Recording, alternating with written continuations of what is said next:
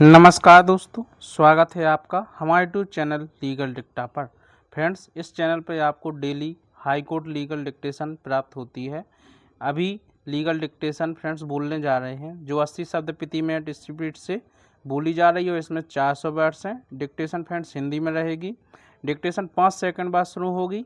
5, 4, 3, 2, 1 start. महोदय, दीवानी प्रक्रिया संहिता के आदेश 1 नियम 10 के अंतर्गत किसी भी वाद में पक्षकारों को जोड़ने या हटाने का प्रावधान किया गया है।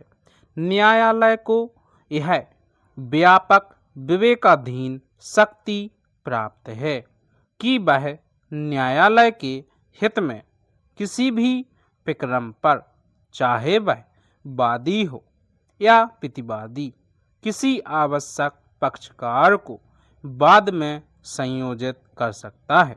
अक्सर देखा जाता है कि वाद संस्थित करते समय वादी से किसी ऐसे व्यक्ति का नाम छूट जाता है जिसकी उपस्थिति के बिना विवाद का पूर्ण और अंतिम निपटारा संभव नहीं होता है। ऐसी स्थिति में न्यायालय स्वतः संज्ञान लेकर या किसी पक्षकार के आवेदन पर उसे पक्षकार बना सकता है। बाद में पक्षकारों का संयोजन 2 प्रकार से हो सकता है। पहला आवश्यक पक्षकार और दूसरा उचित पक्षकार। आवश्यक पक्षकार वह व्यक्ति है जिसके बिना वाद में प्रभावी डिक्री पारित नहीं की जा सकती। यदि ऐसे व्यक्ति को पक्षकार नहीं बनाया जाता तो वाद दोषपूर्ण पक्षकारों के कारण खारिज होने की संभावना बनी रहती है। वही उचित पक्षकार वह है जिसकी उपस्थिति विवाद के पूर्ण समाधान हेतु उपयोगी है, परंतु उसके अभाव में वाद का निपटारा किया जा सकता है। न्यायालय हमेशा इस बात का ध्यान रखता है कि पक्षकारों के जोड़ने से वाद की प्रकृति में कोई मौलिक परिवर्तन न आए।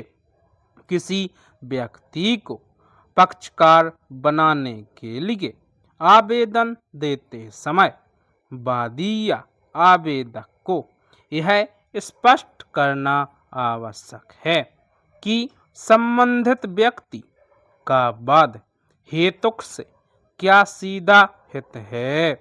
न्यायालय किसी भी अजनबी व्यक्ति को अनावश्यक रूप से वाद में शामिल नहीं करता है। आदेश 1 नियम 10 के तहत न्यायालय का यह कर्तव्य है कि वह यह देखे कि क्या उस व्यक्ति के बिना विवाद का समाधान संभव है। यदि न्यायालय को लगता है कि उस व्यक्ति के बिना प्रभावी निर्णय नहीं हो सकता तो उसे प्रतिवादी या वादी के रूप में जोड़ना अनिवार्य हो जाता है। यह प्रक्रिया न्याय की व्यापकता को सुनिश्चित करती है।